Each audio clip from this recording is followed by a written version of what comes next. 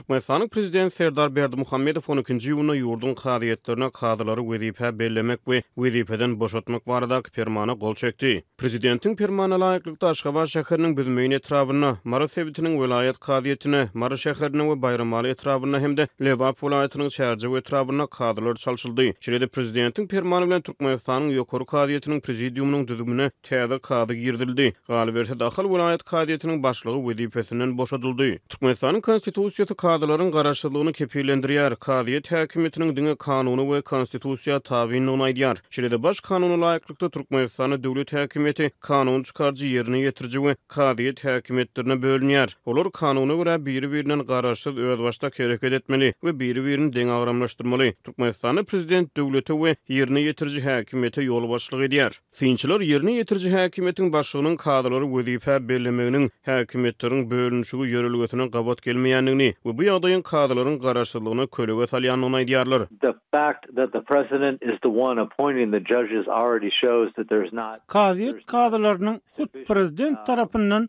wezipe bellenilmeginiň özi eýýän döwlet häkimetiniň ýerine ýetirji edarasy bilen kadyet häkimetiniň arasynda ýeterlik derejede bölünşiň ýokdugyny görkezýär.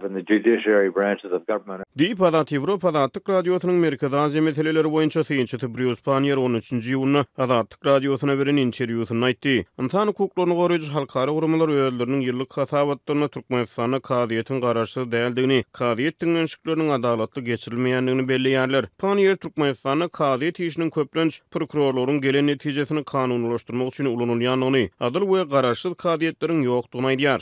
The judge isn't really a judge. He's actually part of the prosecution. Kadylar sözüň dogry manysyna kadylar. Olar prokuratura prosesiniň bir parçasy bolup hyzmat edýärler. Prokuror aýyplama bildirýär. Kady hem karar kabul edýär. Türkmen kadyetine iş düşen adam eýem günäkar bolýar.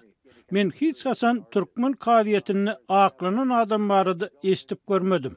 Türkmenistanyň kadyete çykarlan adam eýem günäkar hasap edilýär. Beýgunälik prezumpsiýasy ýok. They're never acquitted. So when you go into a Turkmen courtroom, the presumption is that you're guilty. Diýip Panier aýtdy. Konstitusiýa laýyklykda Türkmenistanyň her kime at awraýynyň we mertebesiniň şeýle hem kanunlarda gödeňine tutulan hukuklarynyň we azatlyklarynyň kadyet gorawy kepillendirilýär. Ýönetimçiler ýurtda kadylaryň diňe günä bildirilýän adamyň jezasyny tasdiklamak üçin ulanylýanyny aýdýarlar. Like I said, the judge in the end, the judge is working basically alongside the prosecutor. Aýdysym ýaly Türkmenistanyň kadylar köplenç prokurorlaryň hataryna iş ýöredýärler.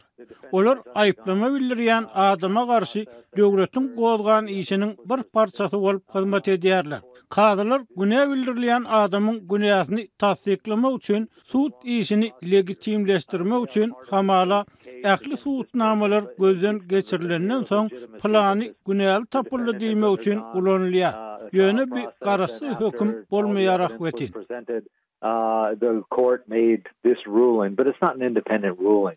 Diýip Merkez Aziýa meseleleri boýunça synçy aýtdy. I mean, everyone knows, like I said, in advance before the trial even starts.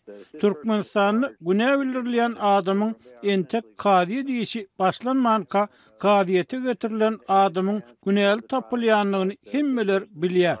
Is being brought into the courtroom, they are essentially going to be found guilty. Diýip ol sözüniň üstüne ýetirdi. Kanunçylygy görä kadyetiň ähli işi kanunlugy, adalatlygy we hukuk tertibini üpjün etmäge, raýatlaryň hukuklarynyň we azatlyklarynyň namysynyň we mertebesiniň gorulmagyny, hukuk düzgüniniň bozulmalaryny elten sebäpleriň we şertleriň aradan aýrylmagyny gönükdirlenler. Türkmenistana kadylar prezident tarapyndan wezipe belenilýär we boşadylýar. In an ideal situation where there is true separation of powers between the executive, legislative and judiciary branches of government. Kanun çykarjy, ýerine ýetirji we kadyet häkimetleriniň arasynda häkimetleriň bölünşiginiň bar ýerinde. Ýagny ideal ýagdaýda kady wezipesine hödürlenýän adamlaryň hüner derejesi, iş tejribesi, okuýuplary kadyetdäki ýörüýte komitetler ýa-da toporlar tarapyndan gözden geçirilýär, baha berilýär. And all the qualifications of each nominee to be a judge. Diýip Panier aýtdy. Kadyet hakyna Türkmenistanyň kanuny laýyklykda Türkmenistanyň ýokary kadyetiniň prezidiumuna girýän kadylaryň düzümi ýokary kadyetiň başlygy tarapyndan hödürlenýär, prezident tarapyndan tasdiklanýar.